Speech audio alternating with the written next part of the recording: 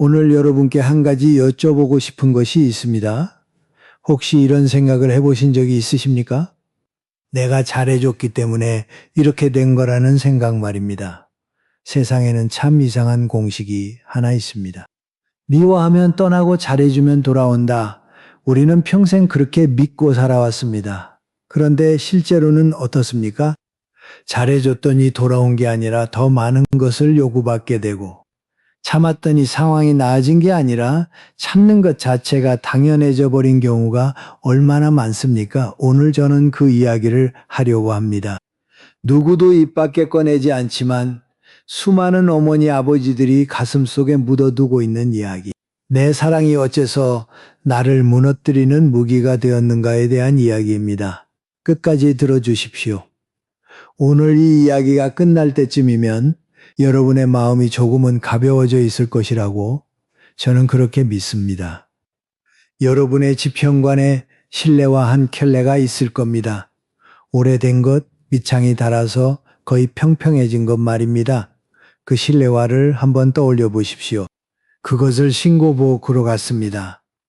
그것을 신고 현관까지 나가서 손주를 맞이했습니다. 그것을 신고 계단을 내려가 장을 보러 갔습니다. 밑창이 닳도록 걸었는데 아무도 그 실내화를 들여다보지 않았습니다. 아무도 이거 바꿔야 하는 거 아니야?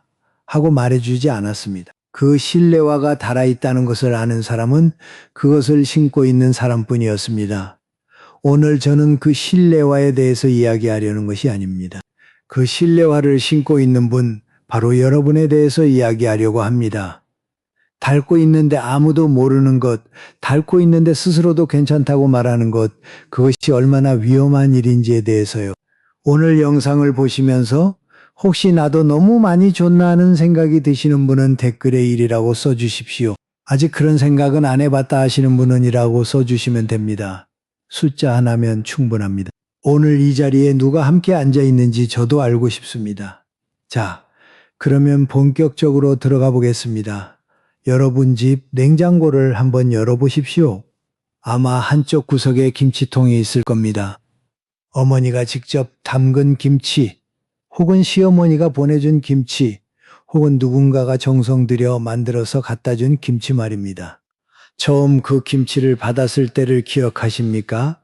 뚜껑을 열고 한 젓가락 집어 먹으면서 아, 역시 엄마 김치가 최고야 하고 감탄했던 그 순간 말입니다. 그런데 시간이 지나면 어떻게 됩니까? 그 김치통은 냉장고 안쪽으로 밀려납니다. 앞쪽에는 배달 음식 남은 것, 편의점에서 사온 반찬, 치킨 박스 같은 것들이 자리를 차지합니다. 김치가 맛이 변한 게 아닙니다. 김치를 담근 사람의 정성이 줄어든 것도 아닙니다. 다만 그것이 늘 거기에 있었기 때문에 아무도 그것을 특별하게 여기지 않게 된 겁니다. 여러분의 사랑이 바로 그 김치와 같습니다. 처음에는 감격하고 감사하고 눈물까지 글썽이던 것이 시간이 지나면 익숙해지고 익숙해진 것은 결국 당연해집니다. 이것은 자식이 나빠서 그런 게 아닙니다. 며느리가 못돼서 그런 것도 아닙니다. 심리학에서는 이것을 쾌락 적응이라고 부릅니다. 사람은 어떤 좋은 것이든 반복적으로 경험하면 그것에 적응해서 더 이상 기쁨을 느끼지 못하게 된다는 뜻입니다. 쉽게 말하면 이렇습니다. 꽃을 처음 받으면 가슴이 뜹니다. 10번째 받으면 꽃병을 찾습니다. 20번째 받으면 아, 또 꽃이야 하고 말합니다. 꽃이 시든 게 아닙니다. 받는 사람의 마음이 변한 겁니다. 그리고 이것은 누구에게나 일어나는 일입니다.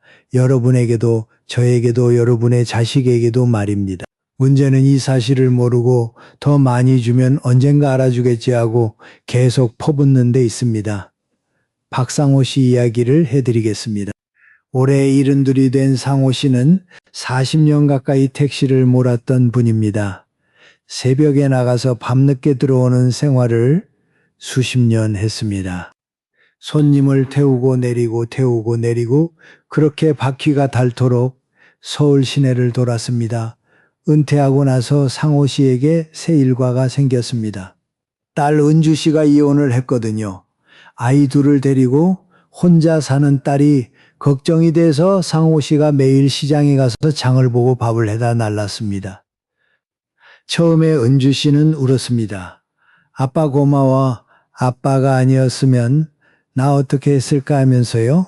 상호 씨는 그 말 한마디에 피로가 싹 풀렸습니다. 내 딸이 힘들 때 내가 도와줄 수 있다는 것, 그것만으로도 충분했습니다. 그런데 2년쯤 지나니까 분위기가 달라졌습니다. 은주 씨가 전화를 할 때 목소리가 변했습니다. 아빠 오늘 국 뭐야? 수빈이가 호박국은 안 먹는다고 했잖아. 미역국으로 바꿔줘. 감사의 말은 사라지고 주문만 남았습니다. 한 번은 상호 씨가 갈비찜을 3시간 동안 졸여서 가져갔는데 은주 씨가 한마디 했습니다. 아빠 이거 너무 짜다. 다음에는 간 좀 맞춰줘. 상호 씨는 그날 버스를 타고 집에 돌아오면서 창밖을 바라봤습니다. 손에서 양파 냄새가 3번을 씻었는데도 사라지지 않는 냄새였습니다. 그 냄새를 맡으면서 상호 씨는 생각했습니다. 나는 아버지인가? 무료 밥집 아저씨인가? 그렇다고 딸이 나쁜 사람이냐? 그건 또 아닙니다. 은주 씨는 원래 착한 아이였고 지금도 나쁜 마음으로 그러는 게 아닙니다. 그냥 익숙해진 겁니다. 매일 아버지가 밥을 해다 주니까 그것이 공기처럼 자연스러운 것이 되어버린 겁니다. 공기에 감사하는 사람은 없지 않습니까? 숨을 쉴 때마다 공기 고맙다 하는 사람은 없습니다. 상호 씨의 밥이 바로 그 공기가 되어버린 겁니다. 여기서 한 가지 짚고 넘어가야 할 것이 있습니다. 우리는 흔히 이렇게 생각합니다. 내가 더 잘해주면 나중에 다 돌아온다고요. 이 말을 한번 뒤집어 보겠습니다. 돌려받으려고 주는 사랑은 사랑이 아닙니다. 그것은 거래입니다. 그리고 거래에서 지는 쪽은 항상 더 많이 투자한 쪽입니다. 매정하게 들리실 수도 있습니다. 하지만 이것을 인정하는 순간 오히려 마음이 편해집니다. 왜 내 마음을 몰라줄까 하는 그 답답함의 절반은 사실 상대방이 몰라줘서가 아니라 내가 되돌려 받기를 기대했기 때문에 생기는 것이거든요. 기대를 내려놓으면 실망도 사라집니다. 실망이 사라지면 관계가 한결 가벼워집니다. 그런데 여기서 중요한 질문이 하나 남습니다. 기대를 내려놓으라는 말은 쉽습니다. 그러면 대체 나는 누구한테 받습니까? 평생 남편한테 주고 자식한테 주고 며느리한테 주고 손주한테 주고 그러면 나는요? 나한테는 누가 줍니까?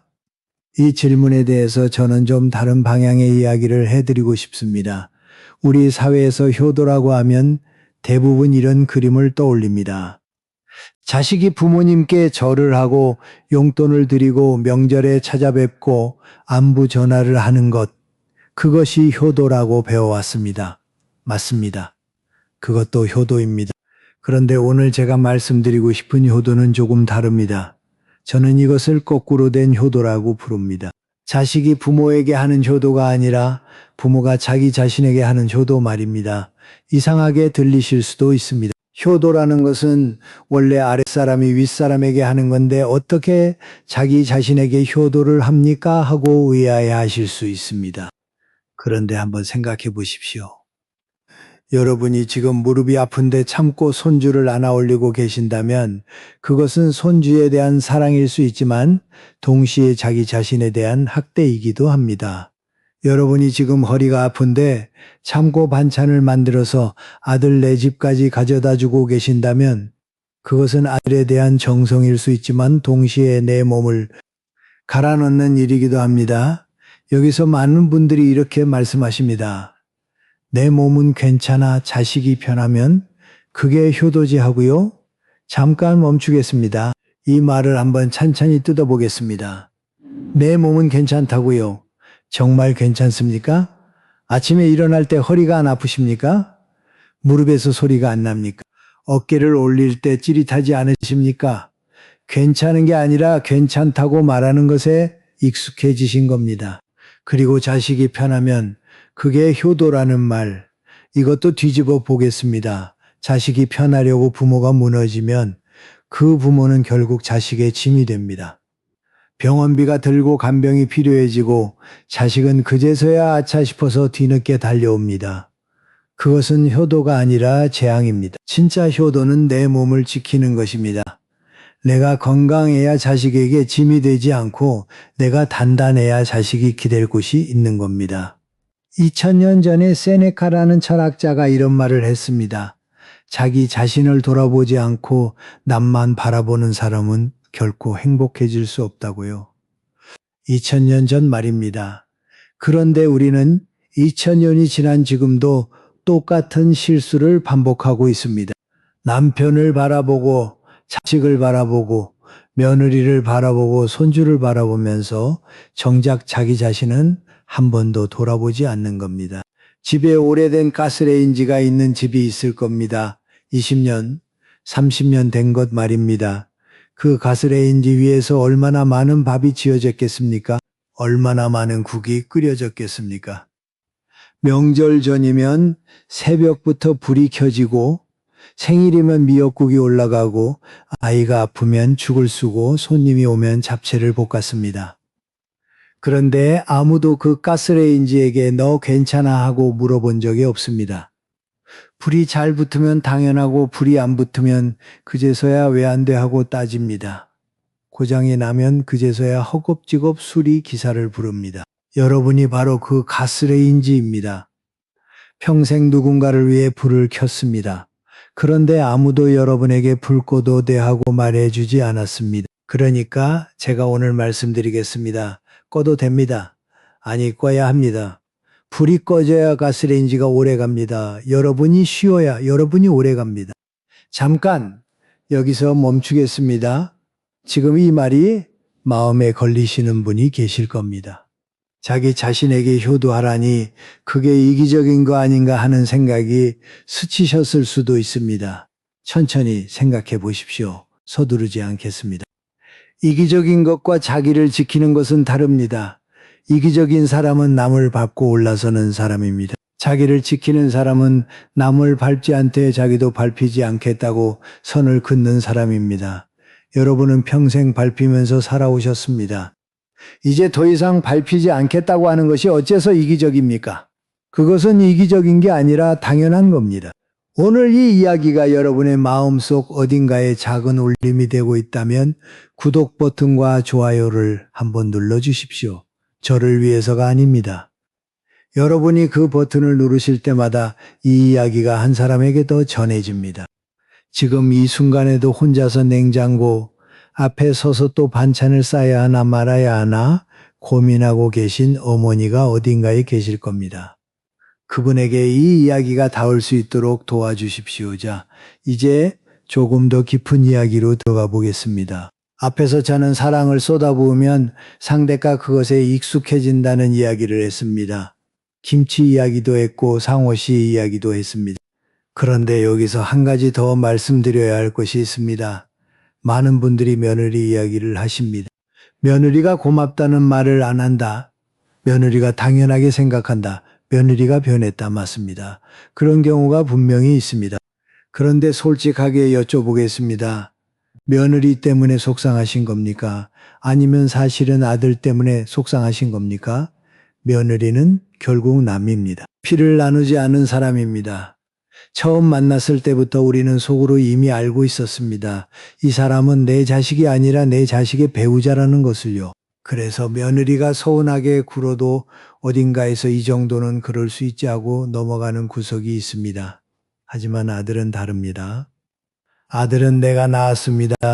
내가 젖을 먹이고 내가 밤새 안아주고 내가 등에 업고 병원에 뛰어갔던 아이입니다. 그 아이가 결혼을 하고 나서 전화를 하는데 첫 마디가 엄마가 아니라 아내 이름으로 시작합니다. 수빈이가 이래서 수빈이가 저래서 수빈이가 그러는데 그 이름을 들을 때마다 어머니들의 가슴에 바늘이 하나씩 꽂힙니다. 표현은 안 하지만요. 신옥자 씨 이야기를 해드리겠습니다. 올해 69인 옥자 씨에게는 아들이 하나 있습니다. 재원이라는 이름의 그 아들을 옥자 씨는 혼자 키웠습니다. 남편이 일찍 사업에 실패하고 집을 나간 뒤로 옥자 씨가 식당 일, 청소 일, 공장 일을 전전하면서 재원이를 대학까지 보냈습니다. 재원이가 취직을 하고 결혼을 했을 때 옥자 씨는 세상을 다 가진 것 같았습니다. 내 아들이 번듯하게 살고 있다. 그것만으로 내 인생은 성공이라고 생각했습니다. 그런데 결혼 후 재원이의 전화 패턴이 달라지기 시작했습니다. 예전에는 엄마 밥 먹었어 하고 안부를 물었는데 결혼 후에는 전화가 올 때마다 뒤에 부탁이 붙어 있었습니다. 엄마, 수빈이가 이번에 가구를 바꾸고 싶다는데 좀 보태줄 수 있어? 엄마, 수빈이가 산후조리원은 좋은 데로 가고 싶대. 좀 도와줘. 엄마, 우리 집 수리 좀 해야 하는데 비용이 좀 부족해서 옥자 씨는 그때마다 있는 돈 없는 돈 끌어모아서 보태줬습니다. 아들이 잘 사는 게 중요하니까, 아들 부부가 행복하면 그게 내 행복이니까. 그렇게 스스로를 납득시키면서요. 그러다 한 번은 옥자 씨가 아들에게 부탁을 했습니다. 재원아, 엄마 보일러가 고장 났는데 수리비가 좀 나올 것 같거든. 이번 달만 좀 도와줄 수 있겠니? 전화기 너머로 잠깐 침묵이 흘렀습니다. 그리고 재원이가 말했습니다. 엄마, 우리도 지금 대출 갚고 있어서 여유가 없거든. 관리사무소에 물어봐봐. 저렴하게 해주는 데 있을 거야. 옥자 씨는 알겠다 하고 전화를 끊었습니다. 보일러는 이틀 뒤에 동네 수리 기사에게 맡겨서 고쳤습니다. 돈은 옥자 씨가 경로당 친구에게 빨렸습니다. 아들에게 빌린 게 아니라 남에게 빌린 겁니다. 그 뒤로도 재원이에게서 전화가 올 때는 어김없이 부탁이 딸려왔습니다. 옥자 씨가 부탁을 할 때는 사정이 여의치 않다는 대답이 돌아왔고요. 그러던 어느 날 옥자 씨가 참다 한마디를 했습니다. 재원아, 이번에 집 수리비는 엄마가 좀 어려울 것 같아. 재원이가 전화 너머로 한숨을 쉬더니 말했습니다. 엄마, 알겠어. 수빈이한테 말해볼게. 그리고 전화가 끊겼습니다. 그 뒤로 재원이에게서 연락이 오지 않았습니다. 일주일이 지나고 2주일이 지났습니다. 옥자 씨는 혹시 내가 너무 심하게 말했나 싶어서 전화를 하려다 말았습니다. 3주일이 지나고 한 달이 지나도 전화가 없었습니다. 옥자 씨는 머리맡에 작은 수첩을 하나 꺼내놓고 매일 밤 잠들기 전에 한 줄을 썼습니다. 오늘도 전화 없음.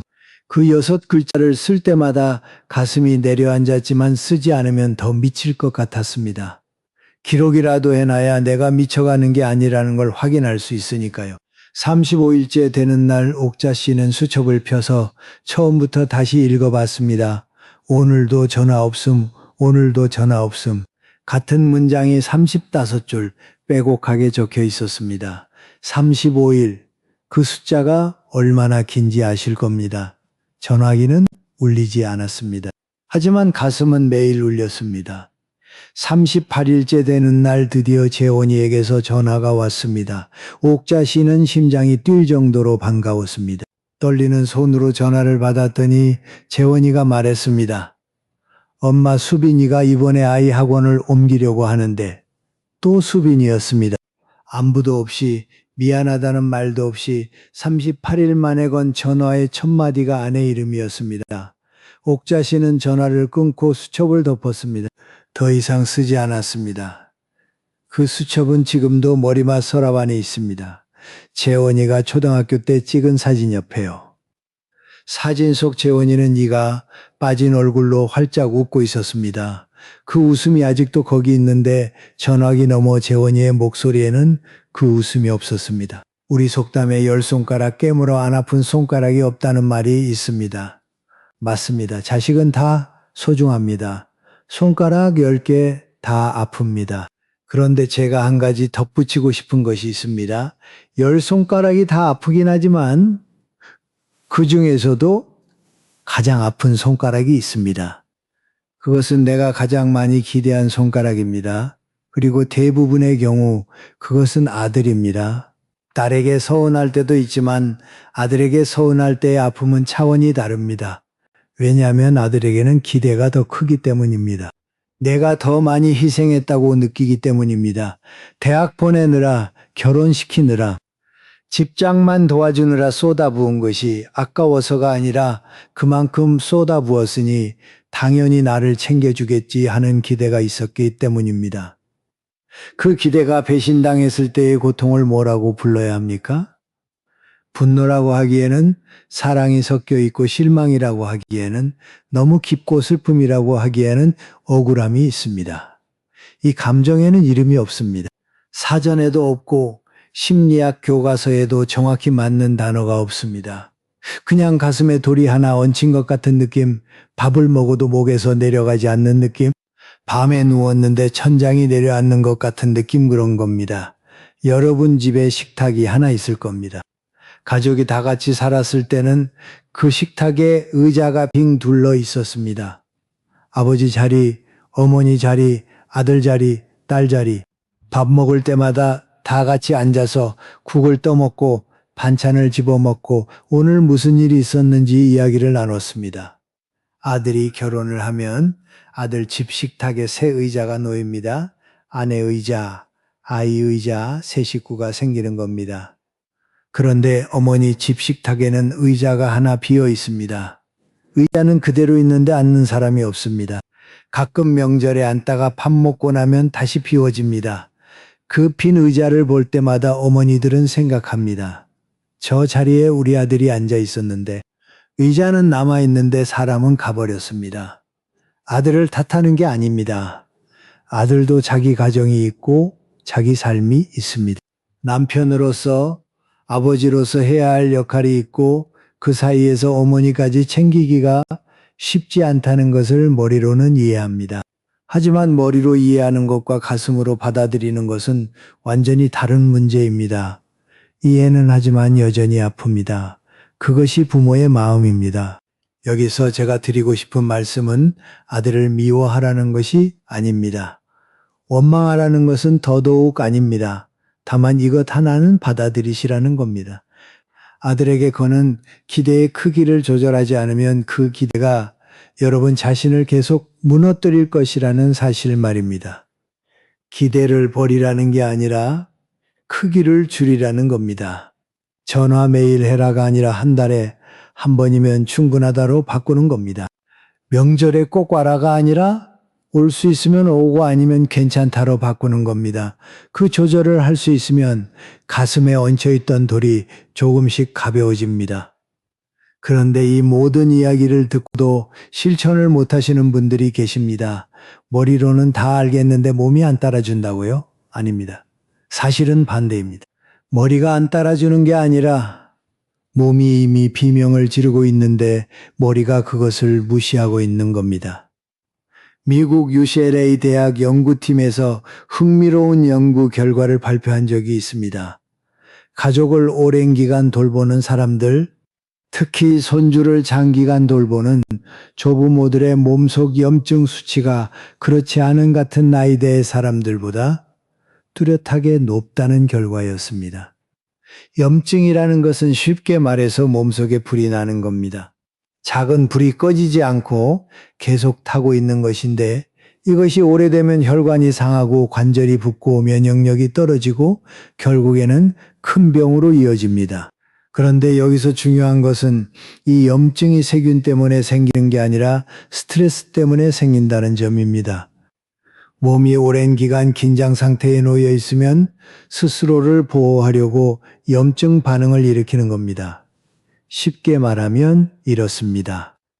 여러분 입에서는 괜찮아가 나오는데 여러분 몸속에서는 괜찮지 않다는 신호가 끊임없이 올라오고 있는 겁니다.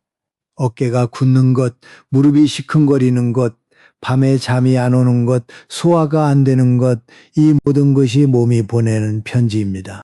그 편지를 읽지 않으면 몸은 더 큰 소리로 외칩니다. 통증으로, 병으로, 수술대 위에서요. 최순희 씨 이야기를 들어보십시오. 올해 68빈 순희 씨는 30년 넘게 작은 수선집을 운영하셨던 분입니다. 동네 아주머니들 바지 줄이고 지퍼 갈아주고 이불 수선해주면서 조용히 살아오신 분이죠. 수선집 문을 닫은 것은 외손주가 태어나면서였습니다. 딸이 복직을 해야 하는데 아이를 봐줄 사람이 없으니 어머니가 와주세요 하고 부탁을 한 겁니다. 순희 씨는 가게 문을 닫았습니다. 가게가 돈이 많이 되는 건 아니었지만 그래도 순희 씨에게는 삶의 이유 같은 곳이었습니다. 단골 손님이 있었고 이야기를 나누는 사람들이 있었고 재봉틀 앞에 앉아 있으면 마음이 편했습니다. 그것을 접고 딸 집으로 갔습니다. 외손주 둘을 돌보는 일은 예상보다 훨씬 힘들었습니다. 아이들은 순희 씨의 허리와 무릎과 어깨를 가리지 않고 매달렸고 순희 씨는 아이고 소리를 삼키면서 버텼습니다. 문제는 밤이었습니다. 낮에 아이들을 보는 것은 힘들어도 할 수 있었습니다. 그런데 밤이 되면 잠이 오지 않았습니다. 누우면 눈이 말똥말똥해지고 온갖 생각이 꼬리를 물었습니다. 내일 아이들 어린이집 도시락은 뭘 싸지? 큰애가 기침을 했는데 병원에 데려야 하나? 딸이 이번 달에도 생활비가 부족하다고 했는데 내가 보태줘야 하나? 생각은 끝없이 이어졌고 잠은 오지 않았습니다. 벽에 걸린 시계가 똑딱똑딱 소리를 냈습니다. 순희 씨는 그 소리를 세기 시작했습니다. 하나, 둘, 셋 백이 넘어가면 다시 처음부터 세었습니다. 300이 넘어가면 또 처음부터 세었습니다. 새벽 2시, 3시가 되어야 간신히 잠이 들었고 아침 6시에 다시 일어나야 했습니다. 이런 날이 몇 달 계속되자 순희 씨는 낮에도 멍해지기 시작했습니다. 아이랑 놀아주다가 갑자기 가슴이 두근거리고 숨이 차고 손이 떨리는 증상이 나타났습니다. 처음에는 혈압이 올라간 줄 알았습니다. 그래서 내과에 갔더니 의사가 고개를 갸웃거리면서 말했습니다. 혈압은 정상이신데요. 혹시 심리적으로 힘든 게 있으세요? 순희 씨가 아니요. 별로요 하고 대답했더니 의사가 다시 물었습니다. 혹시 요즘 마음에 담아두고 계신 것이 있으십니까? 말하지 못하고 있는 것 말입니다. 그 순간 순희 씨의 눈에서 눈물이 쏟아졌습니다. 진료실 의자에 앉아서 소리도 없이 울었습니다. 의사가 건넨 휴지를 받아들고 한참을 울었습니다. 결과는 불안장애였습니다. 혹시 여러분도 그런 적이 있으십니까? 말하지 못한 것들이 몸에 쌓이는 겁니다. 한번 가만히 느껴보십시오. 지금 이 순간 여러분의 어깨가 편하십니까? 오늘 저는 여러분께 아주 간단한 것 하나를 드리고 싶습니다. 이름을 붙이자면 3분 점검이라고 할 수 있겠습니다. 밤에 잠자리에 누우셨을 때 이불을 덮고 천장을 바라보면서 손을 가슴 위에 올려보십시오. 그리고 3가지만 스스로에게 물어보십시오. 첫 번째, 지금 내 어깨가 굳어 있지 않은가? 두 번째, 지금 내 턱에 힘이 들어가 있지 않은가? 세 번째, 지금 내 배가 딱딱하게 긴장하고 있지 않은가? 셋 중에 하나라도 해당이 되면 여러분의 몸이 여러분 대신 비명을 지르고 있는 겁니다. 그때 할 일은 딱 하나입니다. 종이를 한 장 꺼내서 아무 말이나 쓰십시오. 오늘 힘들었다. 내일은 좀 쉬고 싶다. 그것만 쓰면 됩니다. 해결하지 않아도 됩니다. 답을 찾지 않아도 됩니다. 그냥 적기만 하면 됩니다. 3분이면 충분합니다. 5분이어도 좋고 1분이어도 괜찮습니다. 중요한 것은 묻는 것이지 대답하는 것이 아닙니다. 자, 그러면 여기서 가장 어려운 이야기를 해보겠습니다. 몸이 보내는 신호를 알아챘습니다. 내가 너무 많이 줬다는 것도 깨달았습니다. 효도를 나한테 먼저 해야 한다는 것도 이해했습니다. 그러면 이제 뭘 해야 합니까? 답은 간단합니다. 안 된다고 말하면 됩니다. 그런데 이 간단한 답이 왜 이렇게 어렵습니까? 안 된다. 3글자입니다. 혀를 한번 움직이면 끝나는 3글자인데 그것이 목구멍에서 나오지 않습니다. 왜 안 나올까요? 무서우니까 그렇습니다. 안 된다고 하면 아들이 서운해할까봐, 며느리가 나를 미워할까봐, 손주를 못 보게 될까봐, 그리고 무엇보다 내가 이기적인 사람이 될까봐 무서운 겁니다. 그 두려움 하나하나가 다 진짜입니다. 거짓이 아닙니다. 가볍지도 않습니다. 그래서 저는 그 두려움을 무시하라고 말씀드리지 않겠습니다. 대신 한 분의 이야기를 들려드리겠습니다. 이동철 씨는 올해 70입니다. 35년 동안 공무원으로 근무하고 퇴직한 뒤에 조용히 살고 있는 분입니다. 동철 씨에게는 아들이 하나 있는데 이 아들이 사업을 한다면서 아버지에게 돈을 빌리기 시작했습니다. 처음에는 500만 원이었습니다. 아버지, 이번에 투자할 때가 있는데 좀만 빌려주세요. 금방 갚을게요. 동철 씨는 아들이 잘 되기를 바라는 마음에 선뜻 내줬습니다. 그런데 금방 갚겠다던 돈은 돌아오지 않았고 대신 새로운 부탁이 왔습니다. 아버지, 이번에는 1,000만 원만요. 이번 건이 되면 전에 것까지 다 갚을 수 있어요. 동철 씨는 또 내줬습니다. 그렇게 몇 번이 반복되자 동철 씨의 퇴직금과 연금 저축이 바닥을 드러내기 시작했습니다. 통장을 열어보니 남은 금액을 보고 손이 떨렸습니다. 이러다가 나는 어떻게 되는 건가 하는 생각이 처음으로 들었습니다. 그래서 아들이 또 전화를 했을 때 동철 씨는 처음으로 말했습니다. 이번에는 아버지가 안 되겠다. 전화기 너머로 아들의 목소리가 싸늘해졌습니다. 아버지가 안 도와주면 나는 어떡하라고요? 그리고 전화가 끊겼습니다. 그 뒤로 아들에게서 연락이 끊겼습니다. 일주일이 지나고 2주일이 지나고 1달이 지나고 2달이 지나고 3달이 되도록 전화 한 통, 문자 한 줄이 없었습니다. 동철 씨는 매일 저녁 거실 소파에 앉아서 전화기를 바라봤습니다. 전화기를 들어서 아들 번호를 누르다가 끊었습니다. 다시 들어서 다시 누르다가 다시 끊었습니다. 그렇게 하루에 수십 번을 들었다 놨다 하는 마음 아실 겁니다. 그게 사랑이거든요. 사랑하니까 더 어려운 겁니다. 한 번은 동철 씨가 낚시 친구 영수 씨에게 이 이야기를 했습니다. 영수 씨가 낚싯대를 들이우면서 말했습니다.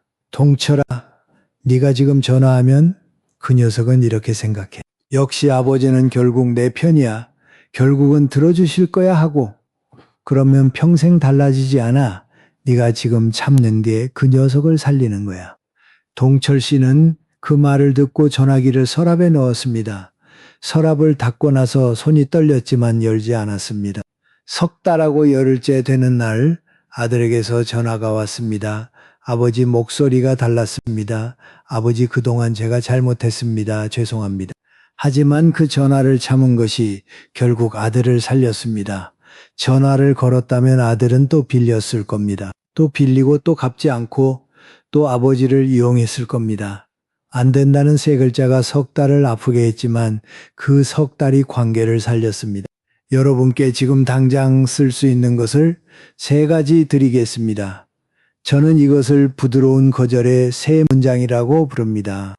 첫 번째, 엄마가 생각 좀 해볼게.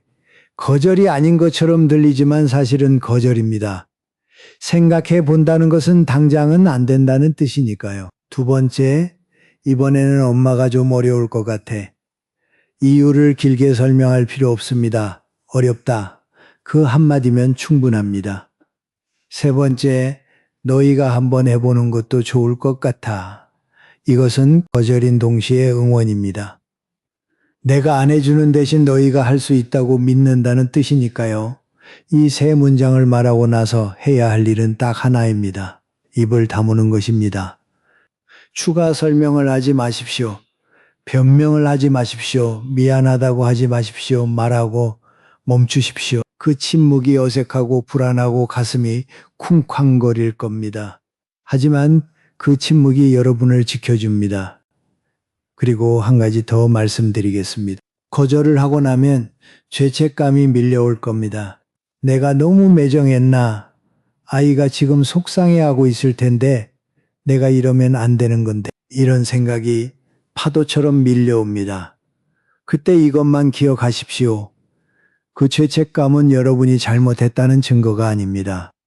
평생 주기만 했던 사람이 처음으로 멈췄을 때 몸이 느끼는 낯선 감각일 뿐입니다. 달리기 선수가 갑자기 멈추면 다리가 후들거리는 것과 같습니다. 몸이 놀라는 겁니다. 잘못한 게 아니라 달라진 겁니다. 여기서 많은 분들이 이렇게 말씀하십니다. 그래도 거절하면 자식이 서운해하지 않겠느냐고요. 맞습니다. 서운해할 겁니다. 하지만 서운해하는 건 잠깐입니다. 반면에 부모가 무너지는 건 평생입니다. 잠깐의 서운함과 평생의 무너짐 중에 무엇이 더 무겁습니까? 답은 분명합니다. 그리고 한 가지 더, 이것도 꼭 말씀드리고 싶습니다. 지금 이 이야기를 들으시면서 나는 이미 늦었어? 진작에 했어야 했는데 하고 생각하시는 분이 계실 겁니다. 아닙니다. 늦지 않았습니다.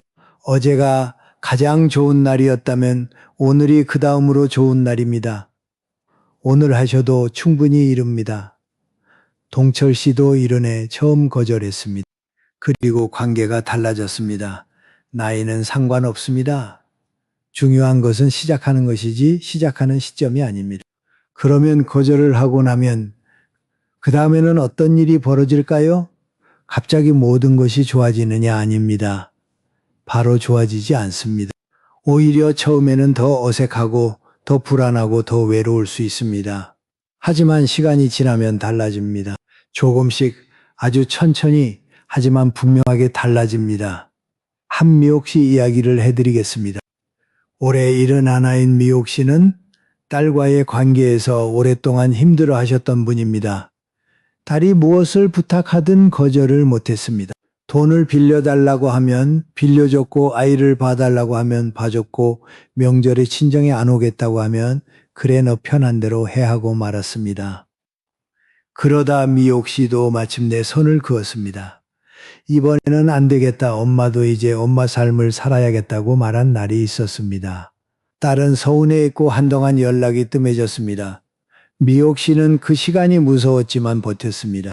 그리고 그 빈 시간에 미옥 씨는 난생 처음 자기를 위한 일을 하나 시작했습니다. 동네 주민센터 문화교실에서 서예 수업을 등록한 겁니다. 첫 수업 날 미옥 씨는 붓을 잡았는데 손이 떨렸습니다. 30년 넘게 바느질을 하고 행주를 짜고 걸레를 빨았던 손인데 붓을 잡으니까 낯설었습니다. 선생님이 오늘은 좋아하는 글자 하나를 써보세요 하고 말했습니다. 미옥 씨는 한참을 생각했습니다. 무슨 글자를 쓸까? 사랑, 행복, 가족 다 떠올려 봤는데 어느 것도 붓이 가지 않았습니다. 그러다 미옥 씨의 붓이 한 글자를 썼습니다. 나라는 글자를 쓰는데 눈물이 났습니다. 살면서 이 글자를 이렇게 또박또박 써본 적이 없었습니다. 항상 남편 이름을 쓰고 아이들 이름을 쓰고 손주 이름을 쓰고 서류에 보호자란을 채우느라 남의 이름만 썼지 나라는 글자를 정성 들여 써본 기억이 없었습니다. 그 글자를 쓰면서 미옥 씨는 태어나서 처음으로 나라는 사람에게 미안해졌습니다. 미안해. 너를 너무 오래 잊고 살았어. 미옥 씨는 그나 잘 액자에 넣지 않았습니다. 그냥 종이째로 부엌벽에 테이프로 붙여놨습니다. 매일 아침 커피를 내리면서 그 글자를 빕니다. 나. 그 한 글자가 미옥 씨의 하루를 시작하게 해줍니다. 나, 이 한 글자가 이렇게 무거울 줄 몰랐습니다. 여러분은 오늘 자기 이름을 몇 번이나 부르셨습니까? 한번 불러보십시오. 소리 내지 않아도 됩니다. 마음속으로요. 노자가 이런 말을 했습니다. 남을 아는 것은 지혜이지만 자기 자신을 아는 것은 진정한 밝음이라고요. 여러분은 평생 남을 알아왔습니다. 남편이 무엇을 좋아하는지, 아들이 무엇을 싫어하는지, 며느리가 무엇을 원하는지, 손주가 무엇을 먹고 싶어 하는지 전부 다 알고 계십니다. 그런데 한 가지만 여쭤보겠습니다. 여러분 자신은 무엇을 좋아하십니까? 이 질문에 바로 대답이 나오시는 분이 얼마나 계실까요? 미옥 씨는 지금 서예 수업을 듣고 있고 일주일에 3번 아침마다 동네 공원을 걷습니다. 걷기 모임에서 만난 친구들과 점심도 먹고 가끔 시장 구경도 갑니다. 대단한 일이 아닙니다. 거창한 변화가 아닙니다. 그런데 미옥 씨의 표정이 달라졌습니다. 이전에는 눈에 그늘이 있었는데 요즘은 그 그늘이 조금씩 걷히고 있습니다. 매일 아침 공원에 나가면 해가 뜨기 직전의 시간이 있습니다. 밤도 아니고 낮도 아닌 그 사이의 시간, 하늘이 천천히 밝아오는 그 순간이 있습니다. 미옥 씨는 그 시간을 좋아합니다. 여러분의 인생도 지금 그 시간이 아닐까 생각합니다. 저무는 게 아닙니다. 다시 밝아오는 겁니다. 해가 지는 것처럼 보이지만 사실은 2번째 해가 뜨고 있는 겁니다. 다만 그것을 보려면 여러분이 고개를 들어야 합니다. 고개를 숙이고 남의 밥상만 차리고 있으면 하늘이 보이지 않습니다. 오늘 이야기를 정리하겠습니다. 첫 번째, 여러분의 사랑은 잘못된 것이 아닙니다. 다만 사랑이 반복되면 공기처럼 당연해진다는 것을 기억하십시오. 두 번째 효도는 자식만 하는 게 아닙니다. 여러분 자신에게 하는 효도가 가장 먼저입니다. 세 번째, 아들에게 거는 기대의 크기를 줄이십시오. 기대를 버리는 게 아니라 조절하는 겁니다. 네 번째, 몸이 보내는 신호를 무시하지 마십시오. 괜찮다는 말 뒤에 숨어있는 비명을 들으십시오. 다섯 번째, 안 된다는 말은 세상에서 가장 어려운 세 글자이지만 그 세 글자가 여러분을 살립니다. 여섯 번째, 지금 이 순간부터가 여러분의 두 번째 봄입니다. 늦지 않았습니다. 여러분은 이미 충분히 주셨습니다. 이제는 여러분이 받을 차례입니다. 받는다는 것이 누군가에게 손을 벌리라는 뜻이 아닙니다. 혈압은 주는 것이라고 했습니다. 맞습니다. 하지만 자기 자신에게 주는 것을 잊으면 그것은 사랑이 아니라 소멸입니다. 타들어가는 겁니다. 오늘 이 이야기를 들으시면서 마음이 움직이신 분이 계시다면 댓글로 한마디 남겨주십시오. 길지 않아도 됩니다. 한 줄이면 충분합니다. 나도 그랬다. 이 네 글자면 됩니다. 그 네 글자가 지금 이 영상을 보고 있는 다른 누군가에게는 세상에서 가장 큰 위로가 될 수 있습니다. 여기는 아무도 여러분을 판단하지 않는 곳입니다. 우리는 다 같은 길을 걸어온 사람들입니다. 그리고 혹시 주변에 비슷한 처지에 계신 분이 있다면 이 영상을 한번 보내주십시오. 카카오톡으로 링크 하나 보내는 것 3초면 됩니다. 그 3초가 누군가의 인생의 작은 전환점이 될 수도 있습니다. 여러분은 이기적인 사람이 아닙니다. 여러분은 평생을 주고 또 주면서 살아오신 분들입니다. 그런 여러분이 이제 나도 좀 쉬겠다고 말하는 것은 이기적인 게 아니라 용기 있는 겁니다. 평생 주기만 했던 사람이 멈추는 것은 나약한 게 아니라 강한 겁니다. 저는 여러분의 그 용기를 존경합니다. 오늘 밤 잠자리에 누우실 때 한 가지만 기억해 주십시오. 괜찮지 않아도 괜찮다는 것, 쉬어도 된다는 것. 내일 아침에 눈을 뜨면 오늘보다 조금 더 나를 아끼겠다고 그 한 가지만 마음에 담고 주무십시오. 저는 다음에 또 찾아뵙겠습니다. 그때도 이 자리에서 여러분을 기다리고 있겠습니다. 차 한 잔 앞에 놓고 천천히 이야기하겠습니다. 여러분은 충분히 잘 살아오셨습니다. 이제는